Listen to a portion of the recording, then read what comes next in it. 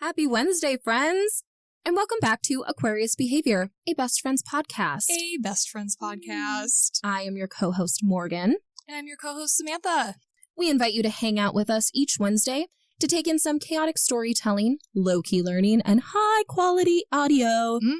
That's the ABPOD promise.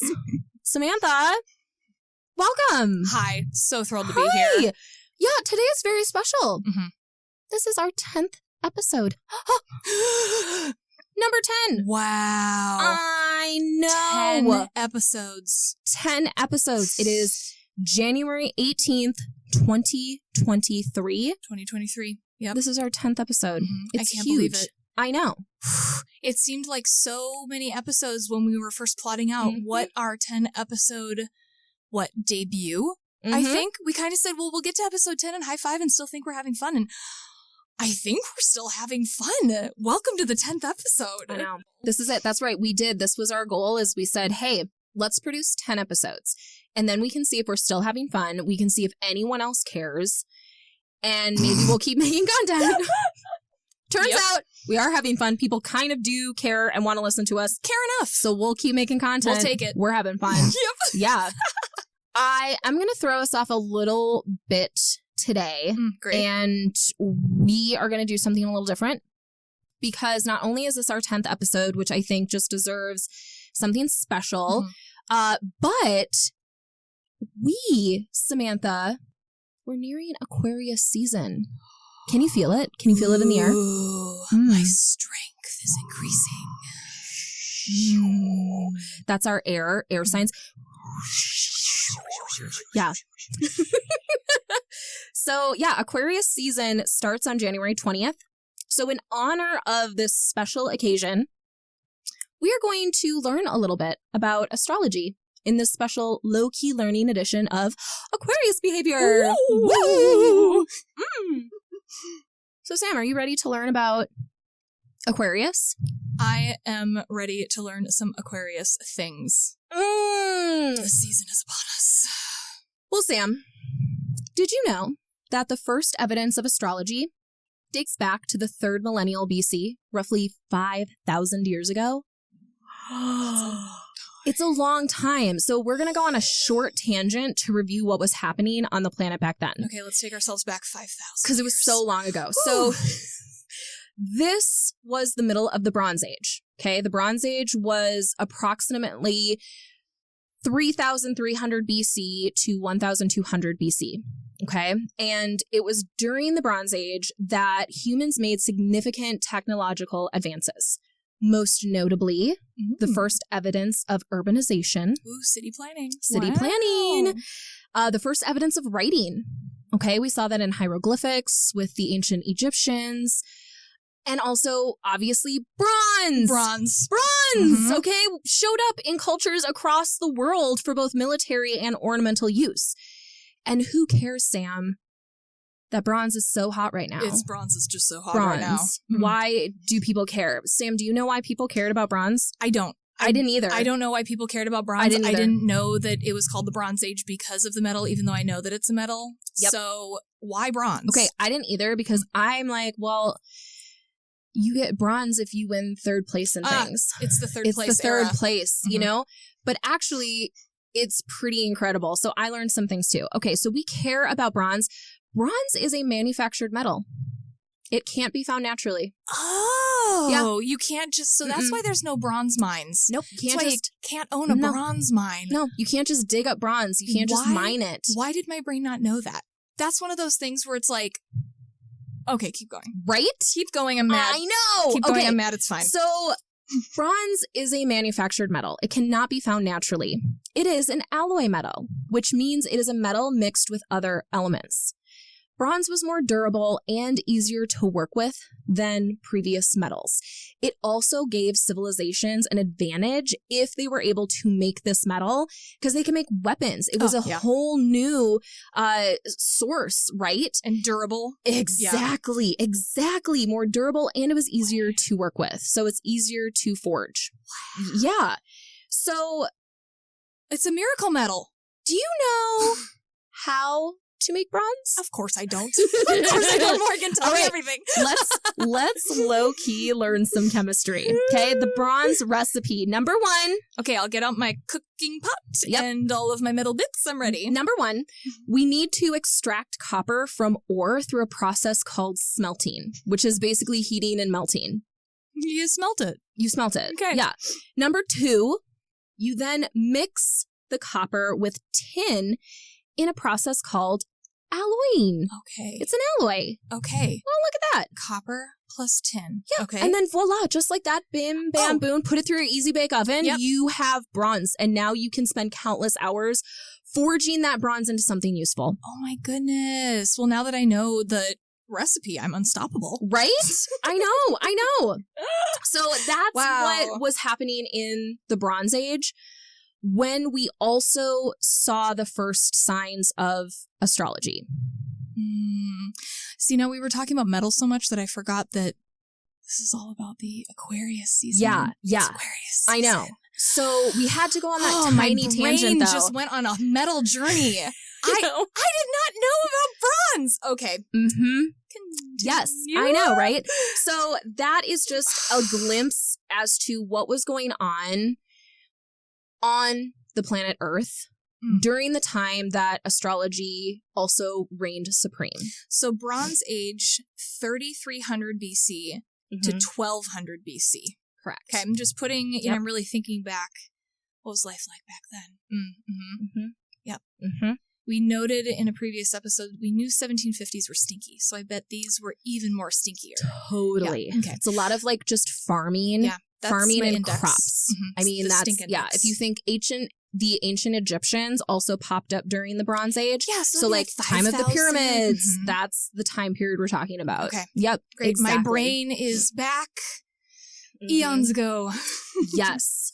It was during this time that astrology became an academic staple across many civilizations, where scientists have found evidence of star charts in drawings and early writings. We do not have time to review the entire 5,000 plus year history of astrology today, but we are going to learn some key terms that will be essential to our future learning. Ooh. Well, if our podcast is on long enough, we could have enough time to review the 5,000 years of this history, but I really appreciate the bullet points that you've provided today. It's a start. I don't know why my brain thinks of all these things as so separate events, and just remembering all of the different layers that are overlapping in the course of humanity and the development of civilization, of how they're all stacked. It's like a little history sandwich. It's like you think about, you know, it's a very messy history sandwich, but it's like, here's this part, and then over here the ham overlaps with that part, and then there's the Bronze Age, and that's some cheese, and then you have a really skewed sandwich. But I forget that they all kind of happened right around the same time in history. My brain thinks of those as such separate instances. Not instances. Different things, Morgan. Well, yes. And that is also, history. We say it's the Bronze Age, but that clearly was not the only thing going on. Yeah. We just have to categorize. There's, millions of years of history on this planet. This stresses me out. We just have to categorize things. And honestly, too, that time period, that was 2,000 years. That is the same amount of time from, like, if you are following the Christian calendar, that's like, from the time that Jesus died until now. Like, that's about the length of the Bronze Age. It was about 2,000 years, So many things have happened in just the last week. When I think about millions of years of history for billions of people, I just get kind of sweaty. Yes. Wow. So when we break down the Bronze Age to like 3 or 4 big things that happened, this is... Granted, there are thousands of civilizations out there. Not every single one developed bronze. Not everyone figured it out at this time. Not everybody did. Yeah. But it was enough. And what's interesting is that it was enough civilizations across the world in that period of time where they said, wow, humans kind of in general figured this out during this time period. Yeah. And so, I don't know, to me, I think that's cool enough where you had that many different types of people around the world from different cultures who all figured out some really freaking cool chemistry like this and figured out how to melt things down enough to combine elements. I don't know how to do that today in the 21st century, let alone doing that with ancient tools. Like they're doing this with like stones and, you know, big fire cauldrons. Those are words. Wait, but did they have to make the cauldrons out of bronze? No, they had other metals. They had other metals. That was what the thing. am I Yes, they talking had about? other metals. They had other metals that were also like they found naturally recurring metals and things. But this was again, an invention. Someone figured out and was like, whoa, copper I plus can tin. extract copper from this ore. And then when I combine it with tin, it makes this stronger metal that's easier for me to craft with. Amazing. But before the internet existed and you're sitting on a secret like that, you just figured it out in your laboratory, in your very Bronze Age appropriate laboratory with your Bronze Age appropriate lab coat and sitting on that information. And how many people figured it out around the same time? You guys, history's cool. Isn't that wild? History's cool, man. It is. Wow. Yes. So today we're going to talk about zodiacs, signs, which include the sun, moon, and rising, or the big three. Oh, goodness. And we're also going to talk about elements. Oh. Are you ready? I sure am. Teach me some things. All right. What are zodiacs? Astrology.com answers this question on their website, saying the zodiac wheel encompasses 12 signs, beginning with Aries and ending with Pisces. This modality is presented via a sphere, or zodiac wheel, that is divided into 12 separate sections in the sky. Each section correlates with a zodiac sign, through which the sun, moon, and planets pass through during the year. So traditionally, the 12 zodiac signs in astrology are Aries, Taurus, Gemini, Cancer, Leo, Virgo, Libra, Scorpio, Sagittarius, Capricorn, Aquarius, and Pisces. Welcome. Welcome all. Welcome to all the signs in this podcast.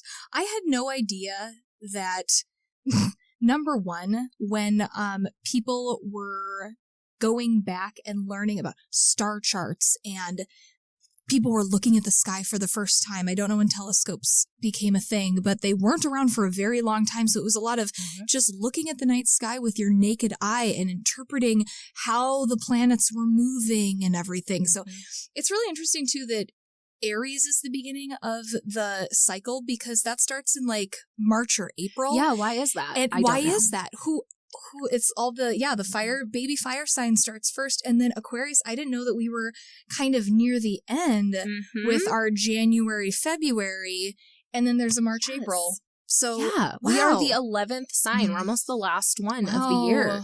We are and so wizened. Yeah, I know. That is incredible to me too, that all of this was done just with the naked eye. Yeah. But we have to remember that this was, 5,000 years ago. So there were no cities. There were no lights that were blocking light or pollution and so I cannot even imagine what the sky actually looked like. How beautiful it was. Being able to see all of these constellations, being able to track the planetary movements. I mean, that's just incredible. Yeah. How did they know the difference between a planet and a star? I don't know. No clue. Ooh. No clue. Thank goodness for smart people in history. Like, way to put in the hard work for us to then marvel at your just smartness and ingenuity. Yeah. Cheers. Yep. We are going to read about it off of astrology.com and Wikipedia. Which brings us to our next topic. So, rising sign, sun sign, and moon sign. We touched on this just very, very briefly in Blood Moon, but we all agreed that we don't know what all of those things are or the difference between them. No. No clue.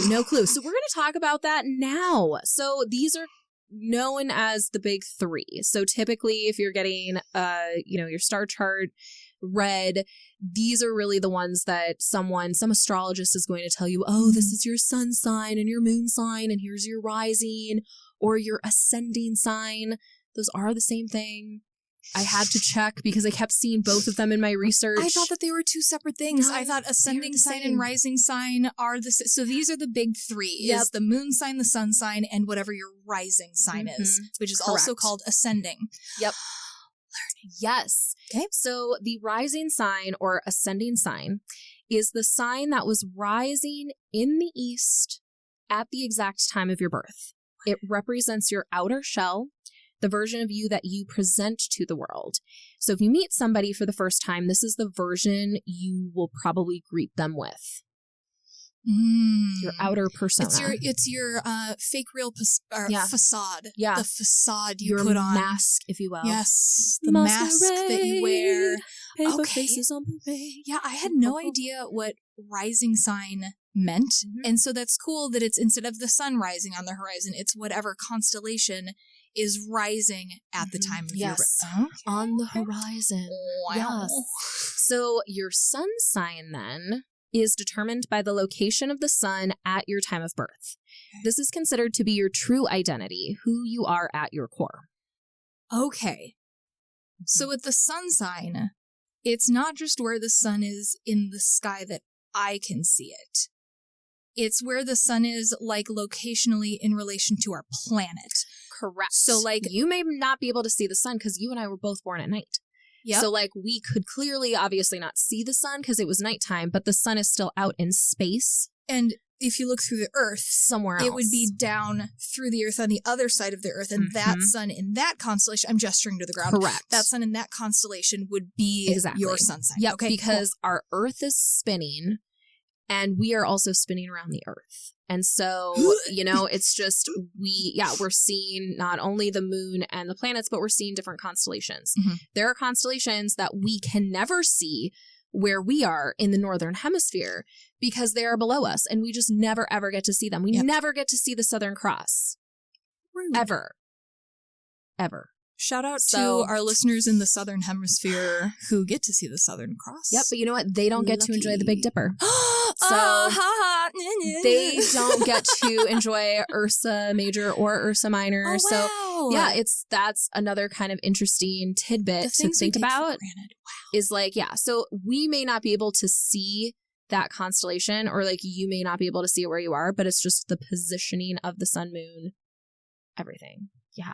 Wow. Space okay. is so big. Yeah, it's so big. That's what So stresses big. me out. It's like, oh, what do you mean people on the other side of the world can't see the constellations I see? It just, the tunnel view that sometimes we get in our world of like, oh yeah, it's like this for everyone. I know. No, it's not. False. No, it's not. So then your moon sign, we're coming around, right? Yep. Sure, you can all guess this is where the moon is in the sky at the time of your birth. So that's the one you can see. Correct. So we could see, yes. But if you're born during the day, you maybe can't see the moon at that time. So your moon sign represents your emotional world. It's who you are on the inside, like your deepest, darkest self. And sometimes I guess the rising sun and moon could like all magically line up. Like if you were born on like during an eclipse, right? I mean, then the sun and the moon are in the same spot. They'd be overlapping. They would. They could also be in the rising wherever it's. Yes. And so I get why this works for people. I get why it's so varied and different. And these different variables go into the inner, the outer, and the facade, the mask. Because it also explains like how people are different. So people born on the same day, well, why are you different from other people born on the same day? Well, it depends on all of these different variables that come together to make up, you know, parts of your personality. And there's a whole bunch of other stuff. Like there are 12 houses. And so there is more depth we could go into that we're not going to today. Because like I said, we can't review all 5,000 plus years of history. I already have a 4-page report that we have to go through during this episode. This 4 pages, but it's beautiful. Yeah. So like we got a schedule to keep. We got to keep it up. We got to keep going. Podcast long enough and otherwise we'll learn this about will be another houses. 4-hour episode, people. We can't do it. So so we're not going to talk about all that today. We are going to move on to the elements, but I just want to shout that out is that there are 12 houses. And so there's a lot more information about, which we'll probably cover later, about like which house you're in at which time and when you were born, where was everything in the sky. And so, this is how it affects everybody. All that kind of stuff. But we're going to move on. Beautiful. Beautiful. Hey, ABPOD listeners. Hope you're feeling groovy and this episode is bringing a slice of joy to your Wednesday. Did you know you can follow AquariusBehavior.pod on Instagram? You can see weekly episode updates and behind-the-scene pictures of our podcast. You can also email the show at aquariusbehavior.pod@gmail.com to share your friendship stories or suggest a segment. Stay hydrated, buddies. Now, on with the show. Moving on, what are the elements? So this we've also talked about a little bit, right? It's the elemental signs, fire, air, water, and earth. Mm-hmm. And so everybody has, a certain sign, right? So again, from astrology.com, the zodiac is divided into 4 elements: fire, air, water, and earth. Each element is home to 3 signs and is paired with a complementary element. Fire is complementary to air, as water is to earth. The signs within each element all share universal characteristics. Fire signs, Aries, Leo, Sagittarius, are exuberant and passionate, literally blazing with heated personalities. On the other hand, the air signs, Libra, Aquarius, Gemini, are logical and detached, able to view their surroundings with social intelligence. The air signs, Capricorn, Taurus, Virgo, are grounded and stable, rooted in structure. So the water signs, Cancer, Scorpio, Pisces, are typically emotionally motivated and compassionate, gifted with an innate empathetic understanding. Together, each element offers unique traits, but the signs within them differ in expression. It can explain why some signs have similar attributes, but no one sign is the same. I always thought that I was a water sign because I was an Aquarius with the jugs of water pouring the water out for my friends. And I didn't realize that I was actually an air sign, which was something else that came out of this podcast. It is confusing because Aquarius, our symbol is usually it's 2 squiggles, one on top of the other, which is supposed to resemble water. I thought so. We're the water bearer. And so the whole symbol in the constellation is somebody pouring out a vessel of water. But we are an air sign. Yep. I think that speaks a lot to who Aquarius is. Can't figure out the chaos. There's just something going on the inside that's unexpected. Well, okay, that's funny you say that because I do want to specifically talk about Aquarius. Okay, so continuing on with astrology.com and what they have to say about Aquarius, the Aquarius season, which is what we're celebrating right now. Happy Aquarius season, friends. It is January 20th to February 18th. So what astrology.com has to say is Aquarius is a fixed masculine air sign ruled by Saturn and Uranus. It's associated with the 11th house of greater communities, friendships, and dreams. Oh, the houses. Okay. Yeah. Aquarius is a paradox. Its fixed nature is unmoving, yet its air qualities prefer innovation. Aquarius is a technological sign, preferring both the structure of Saturn and the unconventionality of rebellious Uranus. To amplify Aquarius's quirkiness, it's represented as the water bearer. Surprisingly, Aquarius is highly empathetic, but shielded by a cold front. Aquarius wants to better the collective, but is also highly selective with personal relationships. No matter what, Aquarius tends to shine in its individualism. I feel called out. We should have done a trigger warning. It's especially these last 2 lines, highly empathetic, but shielded by a cold front. Also, Aquarius wants to better the collective. Totally. But highly selective with personal relationships. Ooh, truth. Those are words that hit close to home. Highly selective with personal relationships. And I think it's because we go from 0 to 100. We're not friends, now we're friends. And now don't hurt me. And so I've learned I can't just be friends with everyone because that's just irresponsible. Highly selective of relationships. That's pretty fantastic. Yeah. Wow. Learning. It's interesting. It's really interesting. Some of those things ring true for you, huh? Yeah, they do. Is there parts of this when you were researching? Do you ever yell where when you're highlighting stuff where it's rude? Yes. Because right now we're going to move into our personal star charts because I do have, I didn't print them on your piece of paper because it's the surprise. And it's written on our schedule here because, I actually did get, I don't know if it's like official, but I found an app. It's totally official. I found an app. And so I'm just going to tell everybody because I really like this. And I did do a little bit of research as to, hey, what are really good astrology apps that I can use that aren't the most bogus things? Because I just find this so interesting. So I did download an app called Nebula. Okay. And so this whole app is geared towards horoscopes, astrology. And so you type in your information and then it tells you, okay, here is your sun sign, your moon sign, ascendant.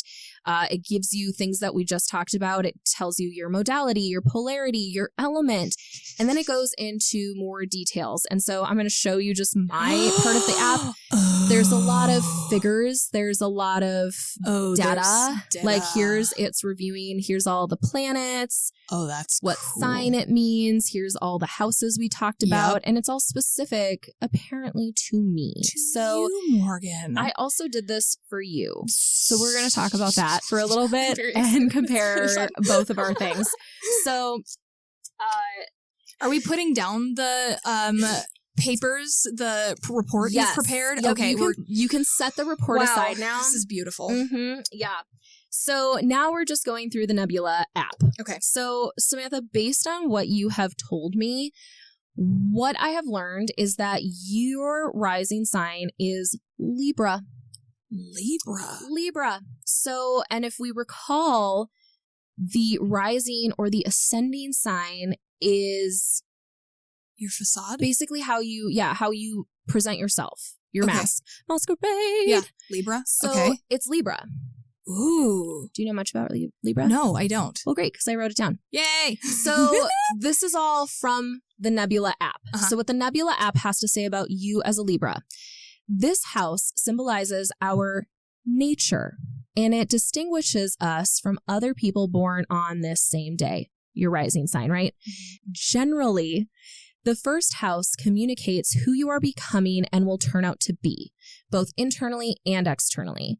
It addresses our personality and presentation to the world, our vital qualities, approach to life, demeanor, and fundamental sensibilities. Libra prefers tasks that are well thought out, prepared, and based on objectives and correct assessment of the situation. Trying to take other people's opinion into consideration can slow the person down and come across as hesitation, irresolution, or opportunism. Yeah. Yeah. What do you think about that? That was rude, and I am offended. No, I think that's very true, especially if I'm looking at it as just this is who I'm fronting as, especially in my real job. I do a lot of that kind of stuff, and so that makes a lot of sense of in my real job, you don't really get to know me as a person. We're doing stuff and doing the things that are my job, and I can see a lot of that in the Libra energy right there. That's so interesting. Okay, so tell me yours. Okay. So my rising is Scorpio. Okay. We were looking that up during the Blood Moon episode because we were saying, oh, it's Scorpio season, but you're also a Scorpio rising. I am a Scorpio rising. Tell me what that means. Yeah. People with Scorpio, again, I'm just going to blanket statement. Everything I'm going to read is from Nebula, the app. So just know, not copywriting or what would you call it? Oh, these are originally thought up words by Morgan. No, they're not. No, this is originally thought up by the Nebula app. I am just reading them. We're not plagiarizing. All right, so Scorpio, what the Nebula... Don't sue us. What Nebula has to say is people with Scorpio on the ascendant need to fight against dark and destructive power in their life. For most people, this power can also come from the inside in the form of resentment, jealousy, or lust for power. The dark and secret things in the soul must come out. This was like super just rude, dark and spooky. And I do relate to that, unfortunately, because as you know, my mental health journey is a long and winding road. Dun, dun. That's from the Beatles. Don't sue us. And so, please and thank you. And so Anyways, yeah, so that was very interesting to me. And I was like, okay, well, gross. So that's part of our true, 3% difference. Okay. That makes sense, though. Libra, yeah. I would say that I get very tight. Like, just the tightening of the Libra that's what I respond to in that paragraph. And I think yours is also very like, it's a lot of oomph. There's a lot of oomph in your rising sign. Yeah. And for Libra especially, I just think podcasting, right? How we have spent a lot of our energy the last few months into, making our schedules, taking all of our brainstorm whiteboarding notes and putting them into the computer and organizing things and just making sure that, we come a little bit more ready and prepared. And it's not just we're hopping in a booth and we're just going to like talk randomly for an hour because who knows where that's going to go. I mean, that was fun at the beginning, but yes, it's very, we started out random meandering and now it's like, structure, thoughtfulness, podcasting, organization, bringing the content. Absolutely. Yep. Here's the value. Here's what we're here for. Yep. So our sun sign is the same. We're both Aquarius. Yay. So what Aquarius, how they're described on Nebula is Aquarius is shy and quiet and at the same time, very odd and energetic. Polarity. Yep. Both what are we? What time of day is it? Who knows? They adapt to the energy around them. They often need time alone to restore their power. They are forward thinkers, and although they may seem very conservative at times, they are not. This sign can be very noble in their deepest nature, but also may come across as critical and demanding. Yeah, that's a very poignant paragraph right there, Morgan. Yeah, I don't know, for me. Yeah, what is it? Coming across as critical and demanding, 1,000%. Yeah, put that gold star right here. 1,000%. I will say, I'm definitely known for being particular. Opinions? I know what I want. I know how I want it. Like, if you're not here to help, then just get out of my way. And I also, I always think that I am my own worst critic. And sometimes that can spill out to other people because I have very high standards of myself. And I need to remember that, especially in close relationships and friendships, that like, wow, how I talk to myself in my head is critical and sometimes not very nice. And we shouldn't talk to normal people that way. We also shouldn't talk to ourselves that way. So working on one thing at a time, right? Yeah. So I definitely relate to that. And that is something that I know I work on. Yeah. As an Aquarius. That's the Aquarius behavior right there. Yeah, definitely. The wibbliness and the highly criticalness and the internal monologueness. Yes. Yes. Absolutely. Your whole conference room inside of your head. It's my C-suite. Yeah. Your C-suite. Yep, yes, my C-suite. your C-suite. Yep. All the COs coming in like, That's okay, right. what are we Everyone's doing? sitting down, round Chief table officers. Boom. All right. Let's get the PowerPoint up. Yes. Okay. So that is, like I said, the sun sign, which to review is basically who we are at our core. Right? That's like your true identity, essentially. Wibbly Aquariusness. Yeah, it's in there. It's your core, right? So moon signs, right? This is your emotional representation, okay? So I am a Scorpio again. So you're a 2-time in Scorpio. Yeah, this is like making so much sense now. Okay, so remind me what those qualities are. So, well, yeah, moon qualities are different. Okay. So like, yeah, depending on where it is. So as I was reading this, my rising Scorpio description was not the same as my moon because it means something different. Duh. Great. Continue. Ooh, that makes sense. Isn't that exciting? That's really cool. I know. Okay. So for Scorpio, here's what Nebula has to say. The positioning of the moon in Scorpio makes people get very emotional in all areas of their life, including the way they conduct themselves when connecting with others. You feel secure when being around somebody who you trust and feel comfortable to honestly be yourself with without curbing your feelings. On the other hand, you tend to be introverted if you don't feel safe. You feel very uncomfortable under pressure and have a problem getting rid of doubts. You become excessively jealous and even spiteful when you feel insecure. You may even get addicted to situations that allow you to feel intense drama and heightened emotions.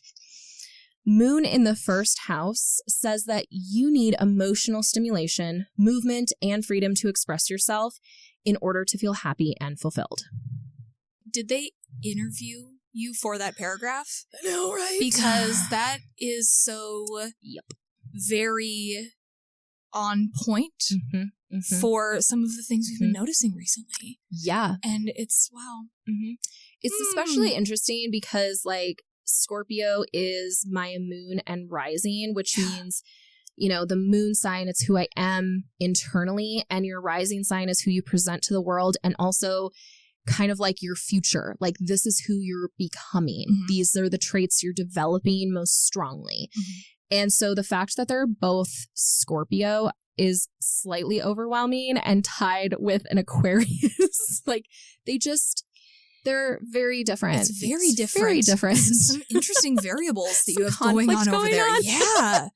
Wow. I know. But I think this is also very true because, like, the rising Scorpio, I think that's been coming out a lot more. I know that there's people who've known me like many years in the before times, you know, before our friendship. Did it even exist? Yeah. And just people who, you know, think I've changed a lot, or I'm just not the same person I used to be. Well, yeah, neither are you. We all change. But I can see, you know, if we're going based off of astrology here, yeah, kind of when I looked like an Aquarius and had that kind of more bubbly, active energy, and then Scorpio is definitely darker, you know? And so that probably seems strange, but it makes a lot of sense to me. Yeah, it and does. Especially considering all of my experiences through the years, I'm like, yeah, totally makes sense. Yeah. Very interesting. I definitely feel uncomfortable under pressure. I'm one to get it done. Like, I used to be a big procrastinator, especially in college. And so it was just like getting it done under the time crunch. Yep. Adrenaline rush. Yeah. You're just going. But I don't like that. I don't thrive in that kind of work environment.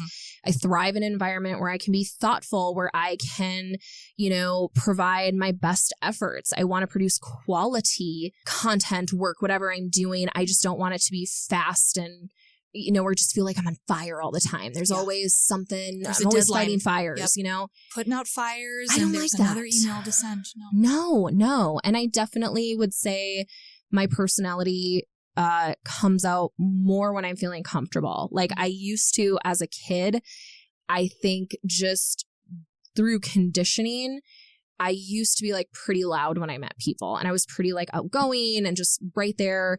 I also grew up in a small town where like everybody knew my family and my parents. And so it was just like, oh, people I think just assumed they knew me because they knew my parents. You're in the group. It's the family bubble. Yeah. You're all like each other. Right. Yeah. So I think I had a lot of like my family personality as I was growing up. And so public personality. That public personality, exactly.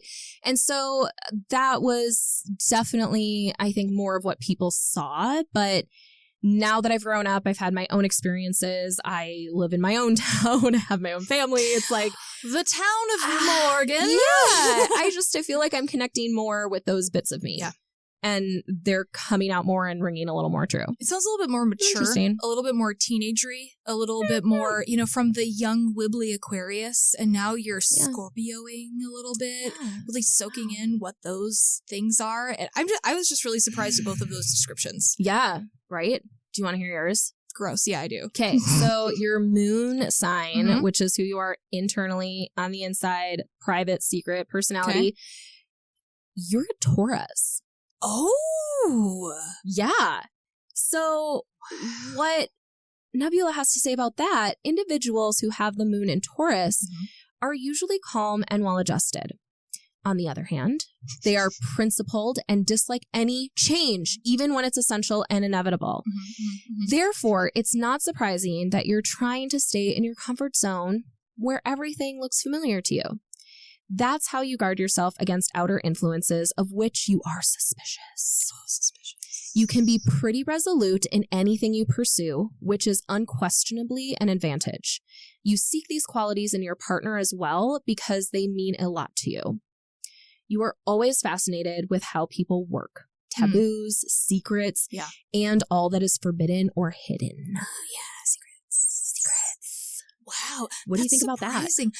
I don't know a lot about some of the signs. Yeah. And so Taurus is one that I don't know a lot about. That's really cool though. And I think that that's still true. Like the inner stability and we can deal with change, but we do like being in our comfort zone, Morgan. That's, I think, the paragraph or the sentence that spoke to me the most. Does Samantha like being in her comfort zone? Oh, she does. It's cozy in there. She does. It's so nice. We don't have to do anything new or scary. But this podcast was a comfort zone expander because, it sure was. So many new learning things. But yeah, change makes me anxious. So that actually makes a lot of sense. I think, I don't know. I read a lot of those things when I was reading it about you. It made me smile because I was like, oh my gosh, yeah. Who knew? Some of those things, like I just feel you're the person who just whenever you set out to do something, like it's going to happen. We're just doing it. Yeah, like you say you're going to do it, whether that's personally, you know, in your professional life. I mean, you just go out and you do it. And it's going to happen. It's going to happen. And so we're lady festing it. Yeah, lady festing it. And so I really related to that. And just like also the stability, because you've always been the person in my life that I feel is, you know, you are the stable one. And so when I'm having a tough time or when I've been struggling, it's like, oh, well, I'm just going to, you know, head over to the flat and be in the comfort zone. Come in my comfort zone. Yeah, that's what it is. Yeah, it is. Like, it's just like the warmth of the bubble. And yeah, so I very much feel that from your Taurus energy. Wow. Yeah, that's something, a whole new thing to think about. I'm going to need to get this app. I'm going to need to look at this app. That's really cool. Yeah. So this is, as it is just the beginning of Aquarius season, this is just the beginning of our Aquarius learning. Okay, we're gonna sprinkle these in throughout the year and just learn a little bit more about astrology and our Aquarius behavior. But I hope that these were all helpful and entertaining, at least for you to listen to today, Samantha. What I'm wondering too, because this was fascinating. This is a lot of information that I didn't know, but for everyone who's listening along, quick do a Google search, right? Whatever app you want to use. I'm interested in what other people's combinations are, because I think that's what is making it interesting is it's not just what the moon sign or what the rising sign is, and then that in combined with what your just normal sign is. It's how they all play together. So I'm very interested about the people who've reached out to us and become cool people in the Aquarius pod, in our pod of love. In the pod. I'm really interested in seeing what other people are. So tell us, DM us, laugh about it with us. But this was fantastic. I'm so excited that it's Aquarius season. I'm feeling so powerful. I'm feeling powerful, and we're learning. Knowledge is happening, and we're unstoppable. Yeah, we're just doing it. Woo! Well, Samantha, we got to wrap this up. So today, I just want to give a shout out to the website / apps that I used primarily for my research, which was astrology.com, Wikipedia, and the Nebula app. So beautiful. Everything that I read was quotes from them. I did not write it myself, but all of the thoughts were ours. All of our thoughts are ours, and all of the words are other people's. We love you guys. Have a wonderful rest of your day. We'll see you next Wednesday. And goodbye, friends. Love and abundance. Love and abundance. Bye.